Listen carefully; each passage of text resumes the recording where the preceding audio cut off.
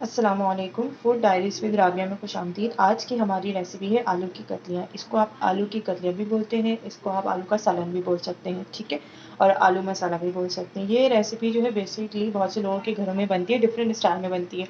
यहाँ पे मैं आपको डिफरेंट स्टाइल में बनाने का तरीका बता रही हूँ। इसको आप जो है चावल के साथ भी खा सकते हैं, रोटी के साथ भी खा सकते हैं, सुबह नाश्ते में पराठे के साथ भी खा सकते हैं। बहुत अच्छा टेस्ट आता है और क्विक रेसिपी है, और ये घरेलू इंग्रेडिएंट्स के हिसाब से जो है बनती है, ठीक है। तो आइए चलते हैं हम रेसिपी की तरफ। रेसिपी में हमारे पास सबसे पहले मैंने आधा किलो आलू लिया है, ठीक है। देन फिर मैंने लिया है नमक हस्बे जायका, लाल कुटी हुई मिर्च और लाल पिसी हुई मिर्च। लाल पिसी हुई मिर्च 1 चम्मच है, लाल कुटी हुई मिर्च मैंने 1.5 चम्मच लिए, और हल्दी जो है मैंने हाफ़ टी स्पून ली, और कलौंजी चुटकी के हिसाब से लिए।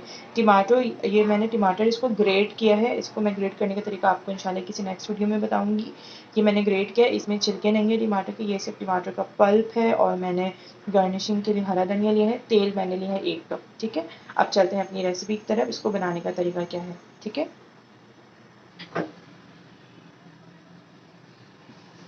जी, तो अब हम अपनी रेसिपी शुरू करते हैं। अब हम इसमें सबसे पहले पैन लेंगे, उसको हम गरम कर लेंगे। उसमें अब हम जो है ऑयल डालेंगे।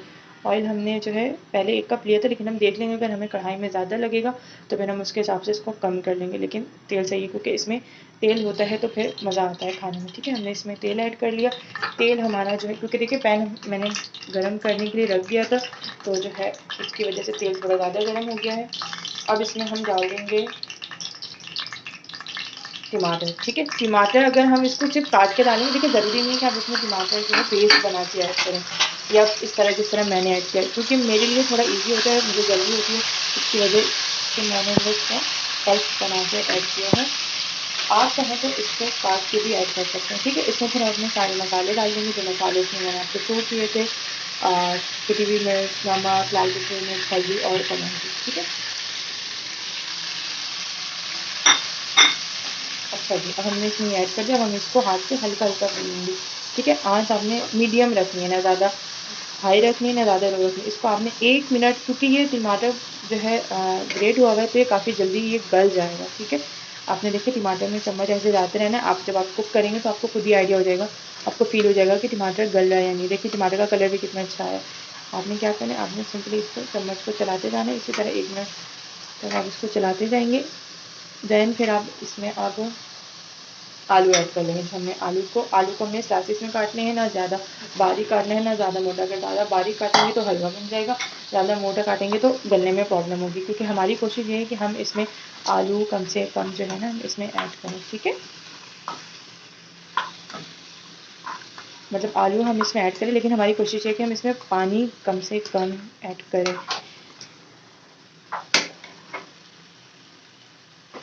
ठीक है। इस तरह आपने आलू को भूनना है। आलू जब भून जाएगा अच्छी तरह, तो फिर जो है आपने इसमें पानी, अच्छा, अब पानी जो है ना बहुत हिसाब से डलता है। जो लोग कुकिंग करते रहते हैं उनको पानी का आइडिया होता है कि कितना पानी इसमें ऐड करना है। मैं यहाँ पे तकरीबन 2 ग्लास पानी ऐड करूँगी। 2 ग्लास मैंने अपने अंदाजे से लिया है। मैं इसको बाउल में डालूँ क्योंकि मुझे अंदाज़ा है पानी ऐड करने का।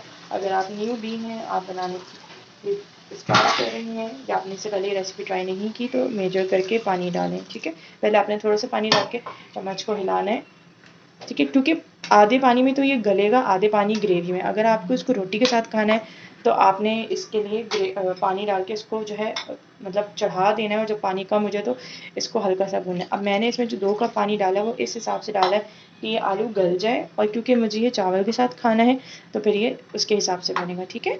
अब हम इसको ढक के रख देते हैं। फिर थोड़ी-थोड़ी देर में हम इसको जो है देखते रहेंगे कि ये पक गया है या नहीं। जब ये पक जाएगा तो फिर मैं इसको आपको मैं इसका जो है फाइनल लुक शो कराऊंगी कि ये पक के कैसा लगता है। उम्मीद है कि आपको ये रेसिपी अच्छी लगी होगी। मैं फिर आपको इसको पूरा कंप्लीट प्रोसीजर हो जाए तो फिर मैं आपको इसको शो कराती हूँ, ठीक है। तब तक देखते हैं। आलू जो है बिल्कुल पूरी तरह गल चुका है, ठीक है। इसमें शोरबा ज़्यादा नहीं रखा है, ताकि जो है हम इसको रोटी के साथ भी खा सकें। अगर किसी को चावल के साथ खाना हो तो वो चावल के साथ भी खा सकता है। अब मैं इसको डिश आउट कर रही हूँ, इस पर थोड़ा सा हरा धनिया और हरी मिर्च से इसको गार्निश करूँगी। देन फिर मैं इसको फाइनल पिक्चर आपको शो करती हूँ।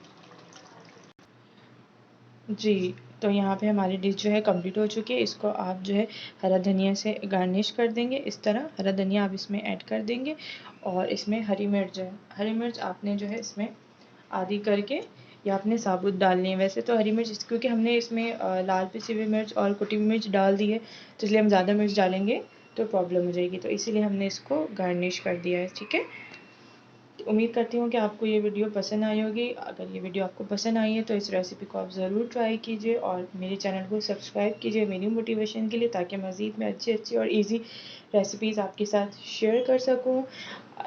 ठीक है, तब तक के लिए अपना ख्याल रखिएगा। मिलते हैं नेक्स्ट वीडियो में। अल्लाह हाफिज़।